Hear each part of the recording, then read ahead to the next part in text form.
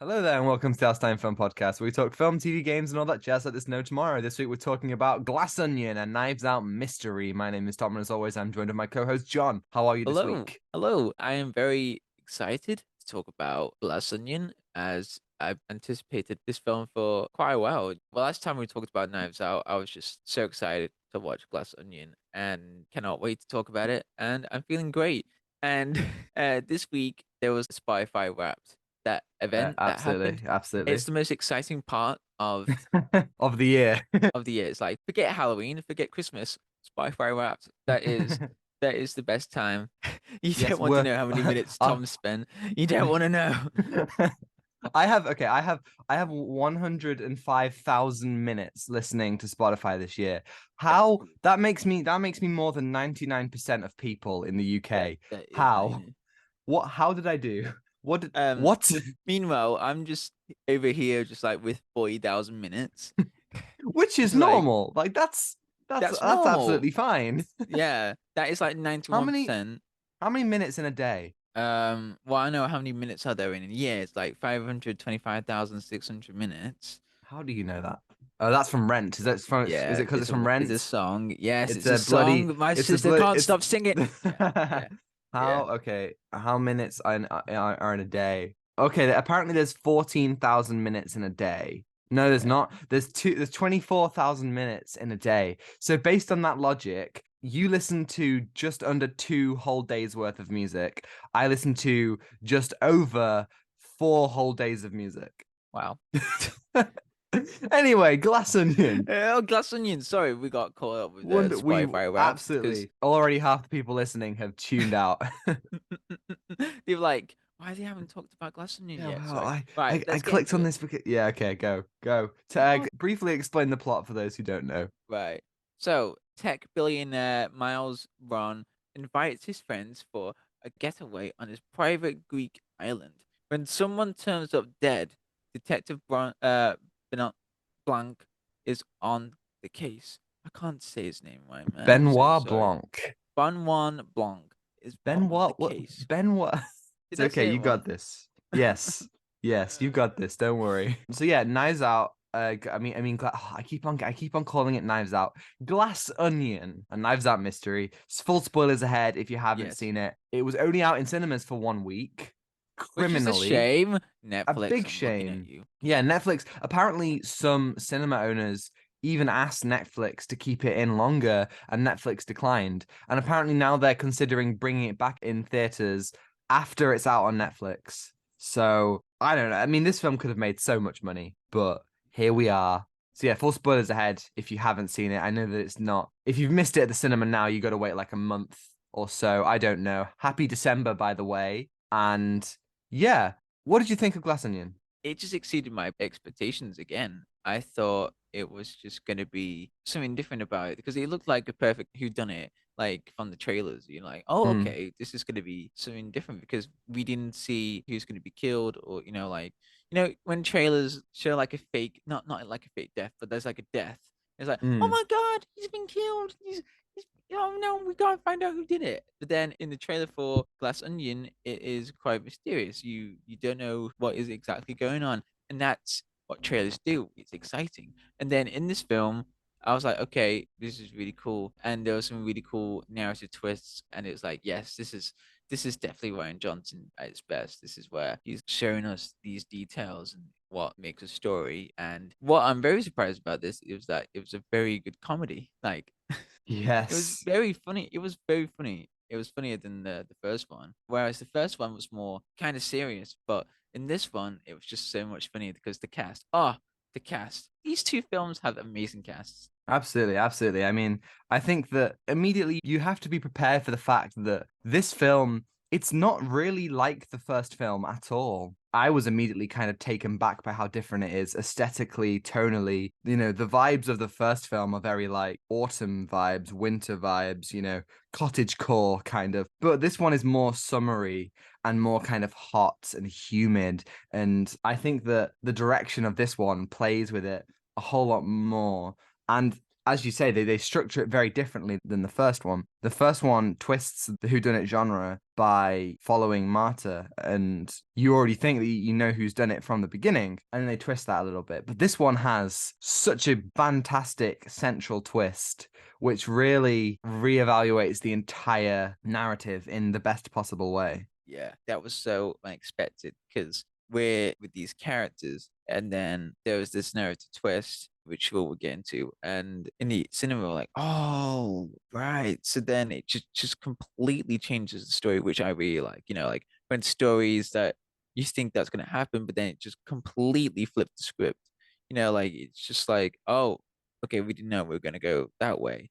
And they just explored everything. Like I didn't know that they were just. I keep saying this every time. Like they explore everything. Oh my god! No, I keep saying that in every episode. But this one, I think they just thought about what we think we know about this character, but then we go really deeper into this, characters. Well, why are they here? What is their purpose? It was just crazy. It was just like different perspective, like all the way through. So that was really cool. That was just something I did not expect. Like Benoit Blanc shouldn't be there the whole time, but you're thinking, okay, why is he there this whole time? Yeah, it's like who's like in the last one, it's like who's hired him for this mystery? And the way that they twist that, Janelle Monáe is so fantastic in this film. They are just firing on all cylinders. And the twist halfway through, they've been actually playing their twin. Okay, so the character is I can't remember the name. What Okay, Helen. Helen is the twin, and Helen. Yes, it's Helen Helen. is pretending to be Andy, Yes. and so the whole like first half of the film, you think that it's Andy and she's being all suspicious, not interesting, and then in just a genius stroke, the film completely like flashes back and tells the entire story of the narrative, but gives you every piece of information that Blanc has, which is that Andy is already dead and her twin sister Helen is actually putting on this facade. And I think she just commands the screen in these scenes. Like, I would Yeah. love to watch this film again with all of Yeah. this new context. And I think that it really makes you reevaluate everything in the most delicious way. And you really begin to empathize with her character and you're aligned with her to the point where the final scene or like the final sequence with her outburst is probably one of the most satisfying things I've ever seen in a film.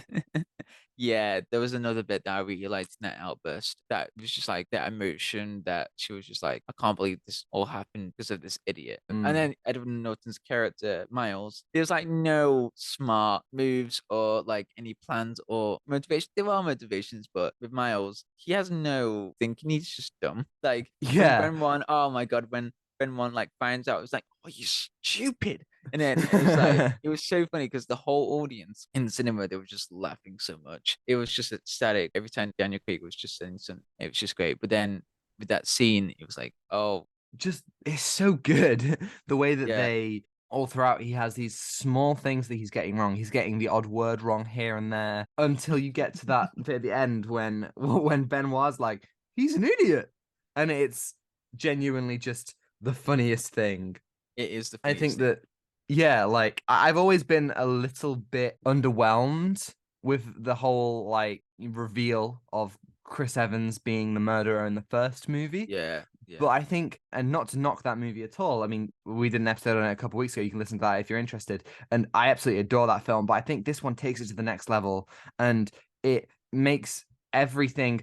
I think the real key to it is the fact that after everything, they've proven that Miles is guilty and they've proven that he's killed two people. And it just hits like again and again. And Benoit is hitting beat after beat. And it's so genius. And then after they've all accused, Benoit says, I can't do anything.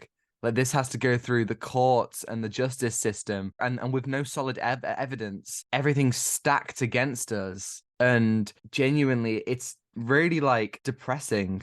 In his last three movies, Rian Johnson has just basically been like, fuck the rich. With the Last Jedi Yeah. and with Knives Out, Yeah. and now in Glass Onion, he's showing the worst of the worst people who only care for themselves, who don't have any concept of bad or good, only for what is in their personal gain, which often manifests itself in just exploitation and the most scumbaggy stuff to do. And you see that all throughout this movie. There's a whole sequence in which Helen explains through Andy's journals how Miles weaseled his way into this group, and he got them all positions of power so he could uplift his own position of power. And the way that he's exploiting everybody, making them scared so they won't even speak out against him.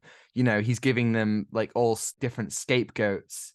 And Edward Norton plays it so well. He's so hateable in that role. Yeah, like he keeps saying the wrong word out, and then once you realize that he was just using everyone, because he's the one who can give them a lot of money, a lot of support, a lot of things, and that's what each character needs from him. And I think that's a great way of flipping the script because, at the beginning, you're thinking, oh, these characters have motivations for Miles. And then you think one of them is going to kill him. And you're thinking this whole time, okay, who has the strongest motivation or, who has that? And once you get the narrative twist, it's like, oh, this is focusing on his wife who got killed. And it's that idea of Helen trying to get that envelope that has Andy's handwriting and it's all the plan that she made. But then it's reinforced by Miles who burns it like just out of nowhere.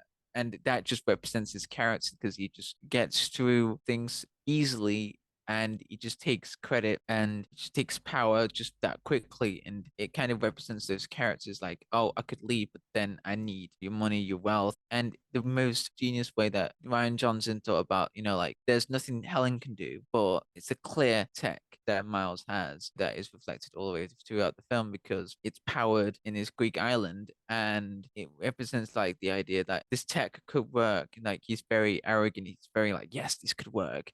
And then Andy thought about this tech, and then she didn't want to use it in the first place because she knows that it's not going to work at all. And then that reveal that Helen has the clear, and then she throws it, and then it realizes that Yes. it completely fails. That is going to completely ruin Miles' image of like, what he's trying to be for this company, for the world leaders as well, that it's going to come around. Yeah, I like mean, during her whole investigation, she sees people talking about, oh, yeah, this isn't going to work. And there's kind of like, there's this, how was it? There was some sort of gas that it releases through using this clear energy. I can't remember exactly what it is, but that gas is very, is it hydrogen? I don't know, but that's very flammable, and they use that at the end because when it's exposed, it's responsible for the entire destruction of the island. I thought that was just so brilliant, the way that they kind of utilize that. And it's showing again, like, as a manifestation of just like the elite and like, these just like stinking rich people.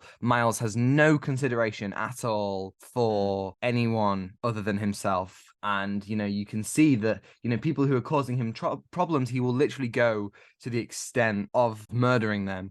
And it goes so much further beyond the kind of spoiled characters you see in the first film who are all entitled. Like, they're all bad, but like the people in this movie take it to the next level. yeah. I think Miles is 100% the worst like offender, and just the whole time he's kind of putting on this facade of like being really like this kind of Steve Jobs type, I guess, but is just like, I think it's just so clever. And again, I'd love to rewatch this film. There's so much that I want to look back on and be like, oh, that was set up. And like this, there are some really clever things. Like when they were figuring out how did Dave Bautista's character die, I realized, oh, they put pineapple in his drink because he said earlier that he doesn't dance with pineapple. And I was like, oh, that means he's allergic. And there's just loads of small little lines. Again, Rian Johnson doesn't really waste screen time. He makes sure that everything, even if it looks like it's just a small throwaway moment, he will use that. He will really use that to make, everything so much more satisfying later, or to kind of tie into the themes. Like there's a moment where Benoit starts to smoke and the garden kind of starts beeping and saying like smoke free area, and he kind of runs away, and it's a little comedic scene. But then you see at the end when everything explodes, that comes back in a kind of like real catharsis of all of Miles's empire and his entire island crumbling down around him. Yeah, and it is really good visual storytelling right there. I have to go back to Bullet Train because when Bullet Train, there's We always go back to Bullet Train. That film is cinema. that film in cinema. But the really cool part about these films is that they go back to scenes. Like they literally go back to scenes. Like they don't change or manipulate any lines or the cinematography. They go back, remind the audience of what the character said. And the really cool part is that once you rewatch it, you're like, yes, they actually said that. And then you literally keep finding out what they say. And it is really cool, like really cool details that they drop. And I really like that. I like films when they do that because it's just fun. They keep reminding the audience, and I really like that. Yeah. Yeah, absolutely. This film is just like really fun, and I think it was gripping like the entire time. It's so well paced, and as I say, in the middle when they kind of twist it and they give you the reframing of the narrative with the whole Helen twist, that was so good because I was so enthralled, and I felt the whole time I was like, this is captivating me, and yeah, like it was just a really, really great experience. However, I do have to say that it did take some time for me to get into it. You know, as I say, it's not the same tone or vibe as the first film, and that was kind of immediately a little bit like, okay, you've got to get into that. And also, if I could critique this film on anything, I just like that whole opening where they are talking over the phone and the way that they kind of weave COVID into it. I just kind of feel like that was unnecessary, considering how early on they take off their masks and, you know, they get Ethan Hawke, of all people, gives them like this little shot in the mouth that, Yeah, I it don't know, was just that. cures them or whatever. That wasn't That, explained as well. yeah, As what, well. like, was that the cure? Do they just have the cure? Is that what they're insinuating, that they have that Miles has the cure to COVID or something? I don't know. But then the other thing, the bracelets as well, that I was confused. So Miles gives everyone bracelets around Yes. their wrist, but Mhm. that isn't explored ever again. Really, it's Yeah, just like, the I think the idea of the bracelets is they all say what is it what star sign they are, I think. oh, Something like that, and then that correlates to their rooms. And the idea behind that is that that's part of Miles's fake murder mystery. oh, Yeah, so like that's right, all like him. And I loved that scene where Benoit was like immediately he's like it was Birdie. And then he lists off all the clues and is like boom, yeah, mystery solved. mystery Like solved. Can I get a free iPad? yes. What do we win? No. Daniel Craig continues to be such a highlight of this series. He is what a screen presence. I love watching him, and I gotta say, I think probably one of the best parts of this movie was when Hugh Grant shows up as Benoit's boyfriend. Like, Oh oh yeah. my God, what a surprise. I was in the cinema, like, oh my God. I know that Rian Johnson mentioned at some Q&A that Benoit is canonically gay. And so I was like, oh, I wonder if maybe in the third movie we'll get to see his boyfriend and he may be played by, you know, some like famous actor. I was hoping for maybe like a past Bond, like Pierce Brosnan or something. But no, Oh, Hugh oh, Grant. What a choice. What what's a a choice? choice. What's a choice? It was so And surprising. I loved it. there was one thing that I couldn't stop laughing. This is gonna sound really sad. The one thing that I couldn't Okay. stop laughing was Ben was playing Among Us. Oh, he was. He was. Welcome back, everyone, to the ongoing thing of our pod where John brings up Among Us. But yes, he did. It was, and he was in the I'm bath. so sad. Okay, Oh my, were you playing Among? my Were you? humor has been downgraded to thinking that the funny word Among Us, yes, just Is it because you were playing Among Us in the bath during COVID? no, no, no, no. It's all just too relatable. Hey, I mean, No, I wish uh, I could relate to Hugh Grant being my boyfriend, you know? I really tried. I really tried. Whilst I'm in the bath, he's just, you know, no, no. making It's just something. No, it's just like Among Us. This is the 21st century humor, right? My humor is broken. It's like I'm explaining the humor. The humor's not funny, but we all just laugh at it. It's so weird, and I'm just like trying to explain it. I'm sorry, everyone. I'm sorry. It's okay. It's okay. I'm I sorry. I forgive laughed you. so hard. I laughed so hard, and I shouldn't be laughing so hard in that cinema. People were looking at me like, why is he laughing? Why is he What? laughing? Who's this guy? What are we missing something? But like, I think that is the part of the film that I would have liked to explore a bit more. If you're introducing not Among Us, no, not Among Us. That's not what I wanted to explore.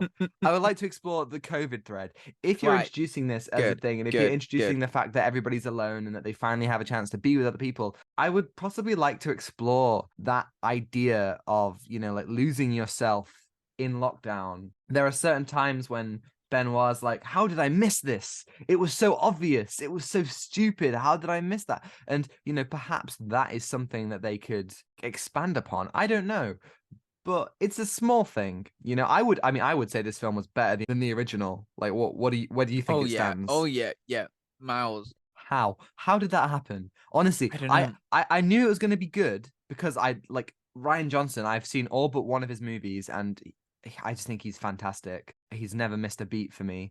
But Yeah. like, how did he make a film better than Knives Out? Like, how is that possible? Like, I know there's at least one more that's happening. We are on track to have a perfect trilogy right Oh. now. Oh, that Like, would be amazing.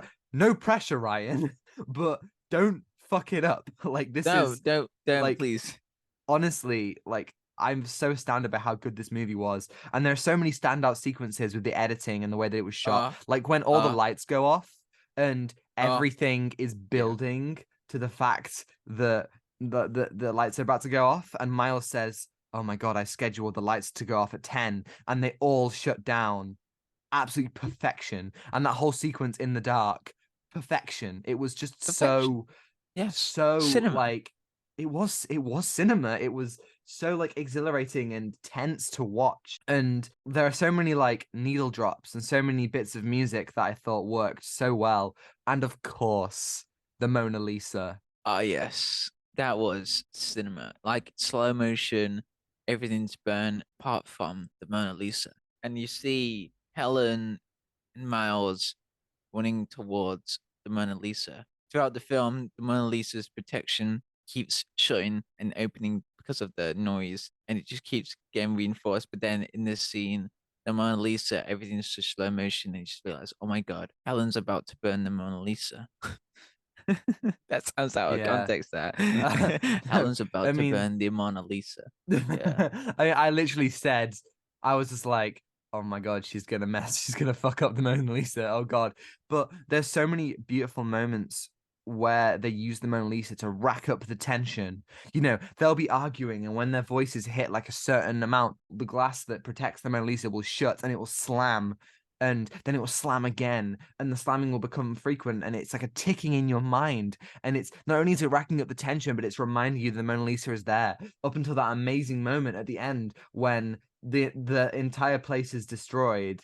After that beautiful slow motion sequence, where she throws the clear and everything explodes, and as you say, with the Mona Lisa, and they're running towards it, and Miles says, "Well done, you had your temper tantrum. It's changed nothing." And she's like, "Has it changed nothing?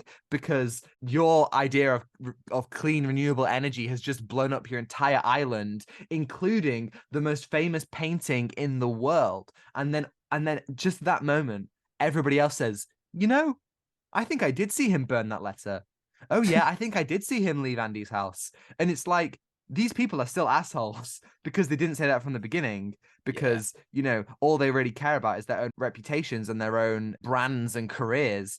But it's still so satisfying to see Miles get his dues. And Benoit isn't even a part of it. It's entirely the emotional connection between these friends who have been arguing and who we have seen all turn on Andy. You really feel and you want Helen to get that justice so bad. Yeah, it's so good. Oh my God. That was such a great time seeing that in the cinema. And I was just It like, really yes, was. it was just, It's so frustrating. All I want to tell everybody to go and watch it at the cinema, but you can't. Like, I swear, if this film comes back at the cinema, please watch it. It is please. Like nothing compares to seeing this film on the big. If you've listened to this whole podcast, it's been spoiled for you. Yeah. But What are you there's doing? What are nothing. you doing? Yeah, there's nothing compares to watching this film knowing nothing. Like I knew literally nothing, and I was just so elated by the entire plot. As soon as the film ends with Helen and Benoit sitting together watching the Coast Guard or whoever come to the island, it cuts to the credits. And of course, what song plays? Glass Onion by the Beatles. Yes, Glass And I Onion. was I was just like, bopping in the cinema like this is how you finish a film. Amazing. I think every film should be named after a song and then end with that song. Like there's nothing better than like sitting there and then that song like oh, brilliant. Amazing. cinema. Cinema of the highest order. That is such a great film. Oh It my God. really is. What are you going to give Glass Onion and Knives Out Mystery out of 10? You know what? I'm gonna give it a 10 because I Wow. just thoroughly enjoyed it. Yeah. And there was so much work into this film that gave out many beautiful sequences in the film. They explored like a Mm. lot of themes and just gave like a really good social commentary, like with what the rich people are gonna do and how they're gonna solve it. And it's completely destroyed by a woman who is completely broken by this man who is in control, but is also an idiot at the same time. And He's an idiot. he's an idiot. Oh my God. And it is just, oh my God. Yeah, I have to say it's a 10. It is absolutely Amazing. incredible. And Yeah. those of you haven't seen the first one, I've seen some people that haven't seen the first one. They were like, oh, Glass Onion's really good. I'm like, have you seen the first one? He's like, no. I was like, what?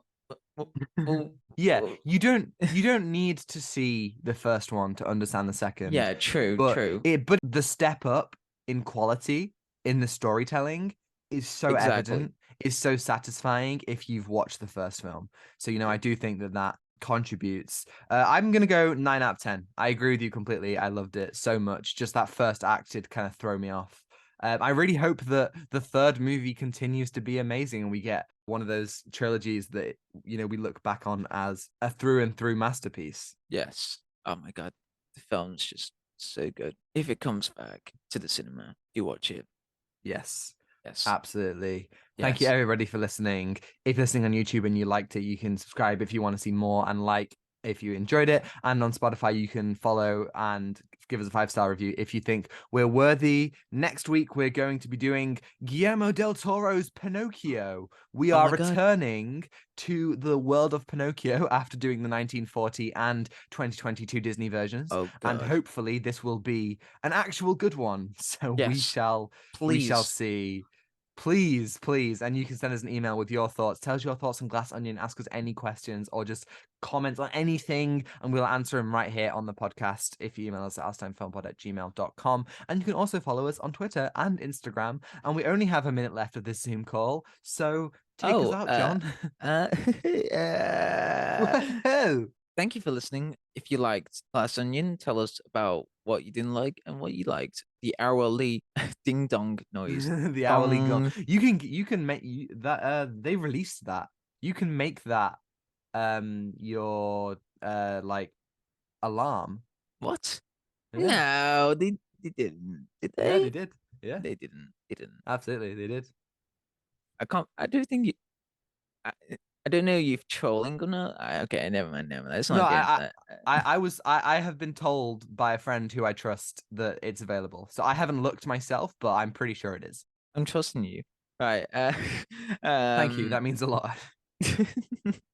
Right. Okay. Take what you're given. Give nothing back. Goodbye. Goodbye.